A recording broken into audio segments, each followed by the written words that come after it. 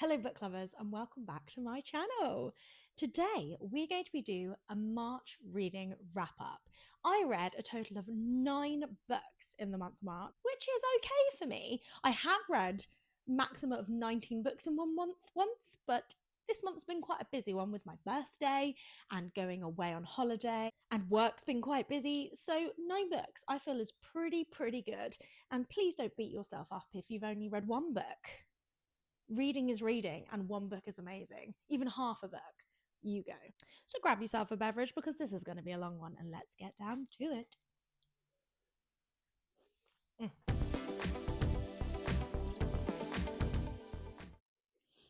Here are some of the books that I read this month. And there's a few chunky ones, and you can see I've read a bit of a series here. So,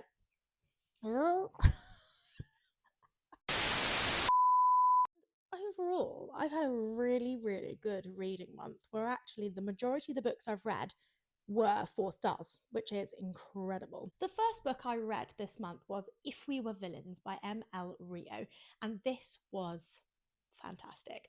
I read her book, The Graveyard Shift. It's a short novella, horror based, mystery based, and it was brilliant. I really loved her writing.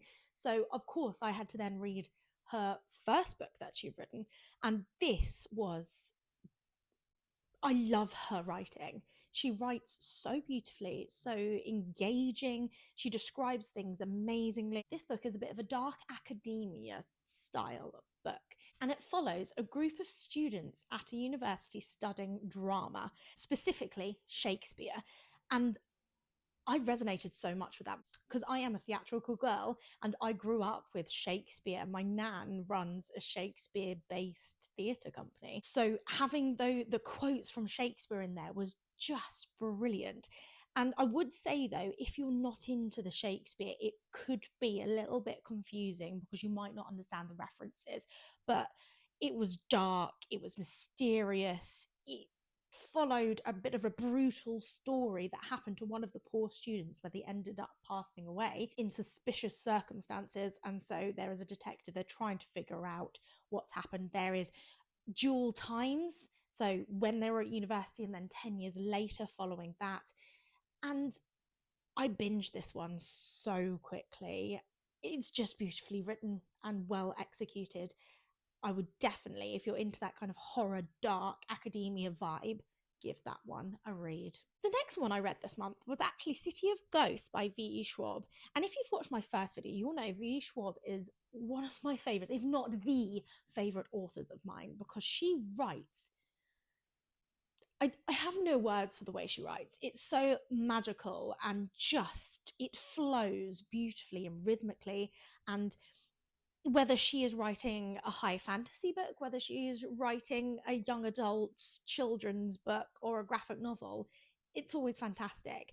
This is a trilogy. The audience of this book is definitely a lot younger. The writing style is very different from this compared to her Invisible Life of Addie LaRue or her Darker Shade of Magic series.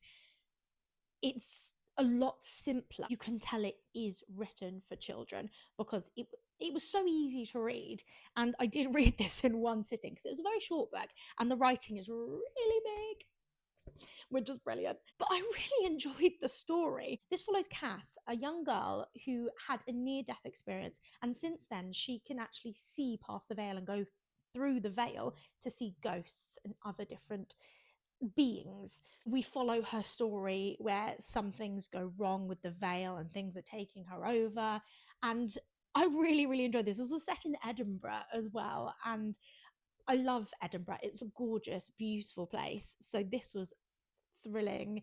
It was just a lovely read that I think you could probably read in between maybe high fantasies as a bit of a palate cleanser because it was just so easy and just nice and you didn't have to think too much.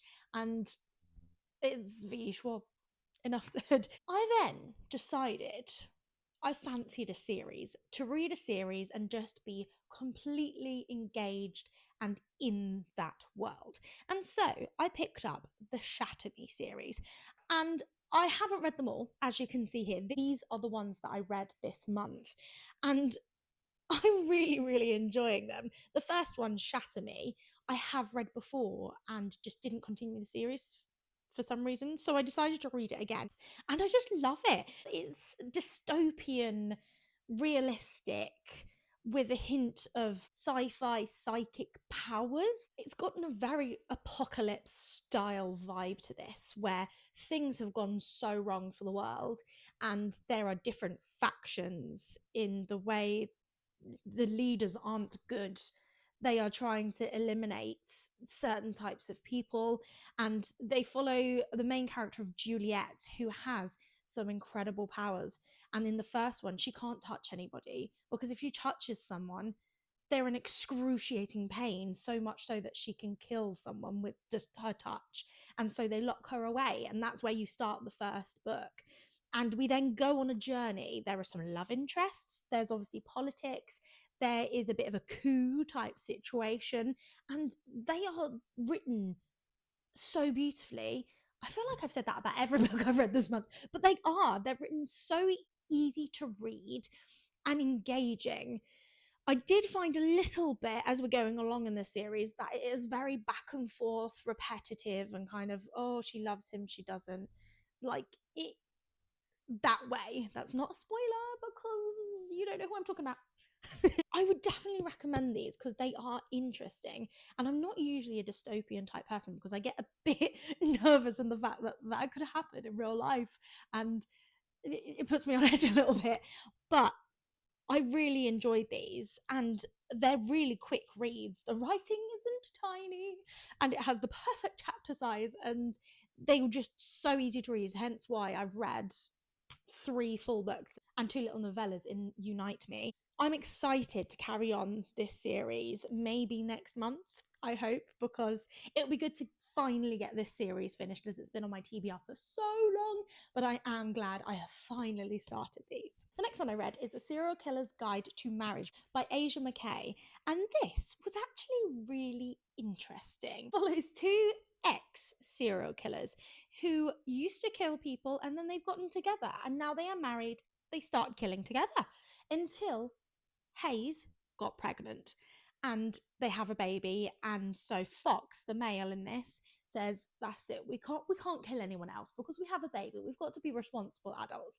And of course you can probably guess where that goes, and there are some things that happen. It's a really nice book. It wasn't very twisty, and with a thriller and kind of a mystery style book, I do want a bit of like unsuspecting plot to happen. But this, it just felt a bit like there could be more. It was written well, and I did enjoy it. I read it really quickly. I gave it 3 stars because it, to be honest, thinking back to it, I can't really remember much of what happened other than they were serial killers. And then I can kind of remember the end, but that's not very good. But I did enjoy it. And if you're looking for just an easy kind of comedic mystery crime type book, then this could be one to read. Not my favourite of the month. One of my most anticipated reads of this year finally has come out, and that was, of course, Sunrise on the Reaping by Suzanne Collins. And this, let me tell you, was glorious. I I have no words. I love this world. I love the original trilogy, and I love Ballad of Songbirds and Snakes. I think this one was better than Ballad of Songbirds and Snakes, actually. I did give this one 4 stars, probably maybe about a 4.25, 4.5. I'm not so sure. It wasn't quite at that 5-star rate because while it was good, it wasn't mind blowing. Oh my goodness, I can't stop thinking about that. There were slight bits where it was a bit repetitive and a bit, oh, that's happened, this has happened, and things happened really quickly. But I loved following Haymitch's story, and I loved finding out why the way he is in the trilogy because of everything that happens to him in this book. And it is heartbreaking. It is horrible. But it is so interesting, and I love being in this world, the Hunger Games, and it's so nostalgic because I read the first 3 when I was a child, So actually going back to this one was just so lovely being back in it again. Suzanne Collins really knows how to write a book. She is very engaging, interesting, and I just really liked it. And I'm really excited for the film to hopefully come out next year, I think people have said, but don't quote me on that. I'm not sure.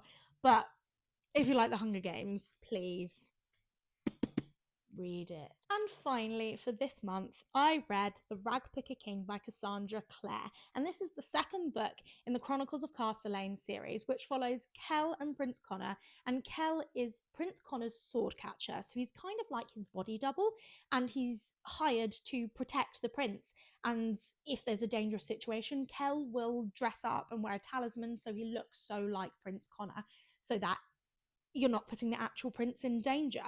And of course, there are other characters in this. There is a healer, there is magic entwined with this. I kind of get the Six of Crow vibes from these books, just that kind of politics, gang related style in this book. And it was really, really enjoyable. It did take me a little bit of time to get into it, but once I hit like halfway, I was hooked. I was in there, and there are multiple love interests in this book. And my heart, it feels like it's just been ripped out. And I finished this book and I was like, I need the third one. But this one has only just come out. So who knows when the next one's coming out. But I need to know. And if you know, you know, because I need those love interests to just... It's so frustrating because I was so close. So it's a slow burn. Let me tell you that. That's the tea. But love it. If you haven't read this series, the first one is The Sword Catcher. Do read it. They are very good. And Cassandra Clare, her world building is incredible. You are thrown into this world and it feels like you are actually there. And I really enjoy her writing, and I think I really need to get into some more of her series because I just really enjoyed this fantasy series. So those were all the 9 books that I read over March. Pretty decent reading month, I say. And I'm hoping April is going to be just as good, and maybe I can get a 5-star read in for April. But you know what's coming out in April? Do you know what's coming out in April? Fearless by Lauren Roberts. I'm so excited, and if that's not a 5-star read, I don't know what's going to be. I have pre-ordered that, so it better get to my door. I think on the 8th of April is when it comes out, so that is a book I'm definitely reading this month. My April TBR video is coming soon, so please watch this space. Thank you so much for watching this video, and let me know in the comments what's been your favourite read of March. I'd love to know. And any recommendations you'd recommend for me based on what I read this month.